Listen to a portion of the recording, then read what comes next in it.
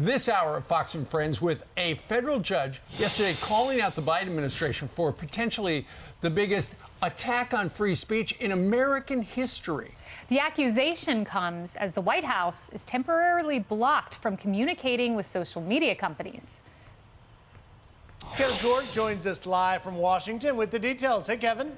Boy, this was really something. Good morning, guys. U.S. District Judge Terry Doughty ruling that those communications between the White House and social media companies in the past likely amounted to violations of the First Amendment, writing in an Independence Day injunction, quote, you're going to love this, the evidence produced thus far depicts, that is, an almost dystopian scenario. During the COVID-19 pandemic, a period perhaps best characterized by widespread doubt and uncertainty, the United States government seems to have assumed a role similar to an Orwellian ministry of truth. Wow. Now, he's referring to the communications brought to light by the Twitter files released late last year, which you probably recall exposed communications between the FBI and other agencies to influence what Americans could see on social media throughout the pandemic. The Louisiana and Missouri attorneys general who filed the lawsuit against the Biden administration celebrating the court's ruling. AG Jeff Landry writing, today we won a historic injunction against the Biden administration, preventing it from censoring the core political speech of ordinary Americans on social media. And AG Andrew Bailey tweeting, happy birthday, America. You get your First Amendment back. Meanwhile, the White House response said this, quote, the DOJ is reviewing the court's injunction and will evaluate its options in this case. Our consistent view remains that social media platforms have a critical responsibility to take account of their effects, that the effects that their platforms are having on the American people, but make independent choices about the information they present. Now, the ruling likely means interactions and coordination between big tech companies and the government will likely be significantly limited in the future, at least in the short term, with the possible exceptions for national security threats and or criminal matters on social media. Very interesting times, guys. Back to you for now. No kidding. All right, Kevin, thank you very much.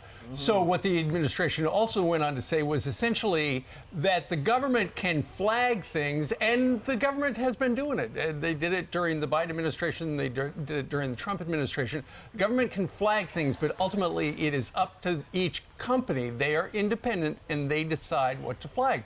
And, you know, Kaylee and Griff, as we talk a little bit about this, the judge said this was an attack on the First Amendment rights.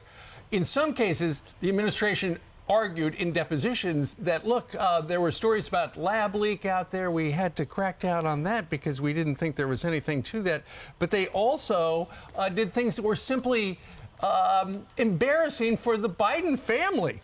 Apparently, what the judge wrote in his 155-page report, he said the White House Director of Digital Strategy during the Biden administration, Rob Flaherty, asked Twitter to remove a parody account meant to be Finnegan Biden, who is Joe's granddaughter and the daughter of Hunter Biden.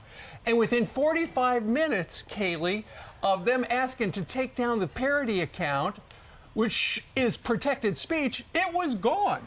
This is stunning. You will not believe what you read on these 159 pages of this injunction. January 23rd, 2021, the allegation is that same individual, Digital Strategy in the White House, asked Twitter to remove a tweet from, guess, Robert F. Kennedy Jr. Based on Twitter disinformation is what they say. Also, the judge wrote this: the Hunter Biden laptop story was censored on these platforms. And basically what they did was Twitter blocked users from sharing links to the New York Post story and prevented users who had previously sent tweets sharing the Hunter Biden story from sending new tweets until they deleted the previous tweet. Fact check, true. I was White House press secretary at the time. I shared the article. I was blocked from Twitter, and my account was put back up only after I deleted the tweet. I actually didn't delete it. I had my daughter delete it, and I said, one day, Mommy will tell you what freedom of speech is and why the First Amendment matters. So what a victory today for freedom of speech. Griff? Well, and it's good that you're teaching that to your daughter, Kaylee. And, you know, yesterday I was working as just a reporter in the D.C. Bureau, and this news hit, and we were like, oh, my gosh, what kind of judge dropped something on the 4th of July? It's a holiday. Then it dawned on us, Steve and Kaylee. We were like, this drives home the point that the very fundamental First Amendment freedoms that our founders fought for and established this country for is exactly at the heart of this injunction. Right. And if you just flash back to March, remember journalists Matt Taibbi and Michael Schellenberger were testifying in those Twitter Files hearings back in March. Here's a little bit of what they had to say about this. Take a listen.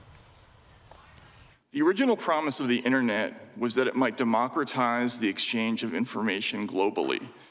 A free internet would overwhelm all attempts to control information flow, its very existence a threat to anti-democratic forms of government everywhere.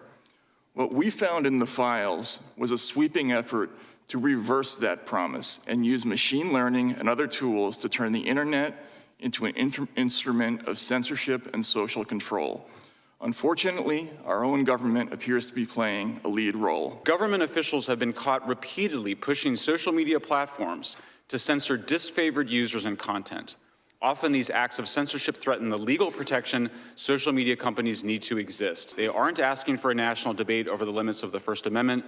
Rather, they are creating blacklists of disfavored people and then pressuring, cajoling, and demanding that social media platforms censor, de-amplify, and even ban the people on those lists.